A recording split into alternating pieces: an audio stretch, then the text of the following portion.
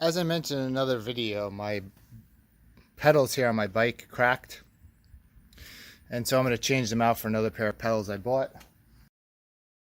I just bought pedals at Walmart. I wanted something metal as opposed to plastic. This is light metal, but should hold up much longer and better. So normally you're going to have either 9/16 or a 1/2 inch, and in my case I just had a regular wrench that's 15 millimeter, and that fits on.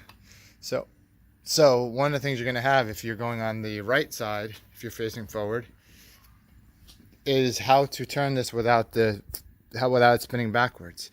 So I just put my foot on this pedal right here, and that keeps this one in place. And I've already started loosening it, but then I can just loosen it from there.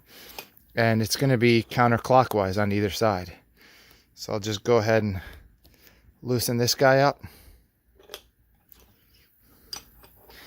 Generally speaking, you're supposed to torque these. So if you can get a torque wrench, that's great. But if not, I would just put it on at a regular level and then make sure it's snug but not too crazy. And then you're going to, as you pedal, it's designed so that they would not come off. So that makes it a little bit easier as well in order to do that. So I'll take this one off. And everything's fine. Inspect the threads. My bike is pretty new, so I wouldn't expect any issue there. So the threads are good. Then before buying other pedals, make sure that you have the right size. In this case, it's a little bit bigger than this, so that's going to be the 9/16 I'm going to say. And so in the case of these ones, it came with that, and I'm going to have to attach that onto here. Otherwise, this thread is just going to be too small to fit in here. Because mine takes the larger size, I obviously had to put the 9/16 in here. What are your thoughts as far as using an extender? I'd love to hear anybody else's thoughts on that. Go ahead and put that in there. Now keep in mind there's a different pedal for each side, and this one's labeled. There's the right side. And why that is because depending on which side it is, the way you pedal either tightens or loosens the bolt. So on this side I'm putting that on here.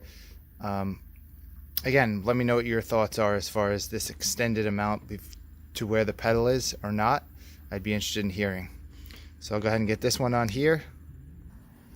Then similarly, when I'm going to do the left pedal, I'm going to bring the right pedal to the front. I'm going to step on that as if I was pedaling forward. And on this side, normally you would go counterclockwise on the other side, but here it's clockwise to loosen it. And again, it's because you're pedaling forward. And if you're pedaling the other way, it would just make it come completely off. So clockwise to remove the left pedal, and then put everything in. Once it goes far enough, it's easier to do it by hand, I think. Let's go ahead and remove this by hand.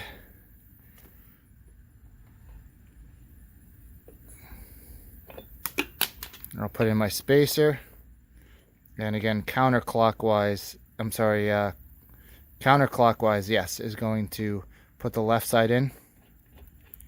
So put the spacer in there, again stepping on the front pedal, the right pedal, to keep it in place. And I'll crank that down to the right level later on. Now I have my pedal marked left, and I will put my left pedal on here. Again, counterclockwise. Sorry, I said that the wrong way again. So I'm so used to clockwise being tight, but on the left pedal, it's counterclockwise to tighten. And that's so as you pedal, it's making sure that it stays tight as opposed to unwinding. So that's why they reverse thread the left side on bicycles.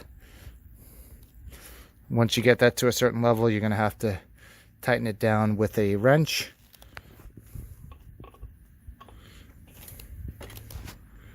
So because I don't have my foot there on the other one, it's going down.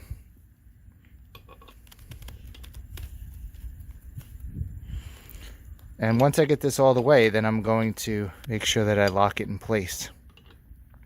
Make sure it's nice and snug so that even as I'm turning, it's in well. So that's really it. I hope this was helpful to you, and thank you for watching. We'll see you in the next video.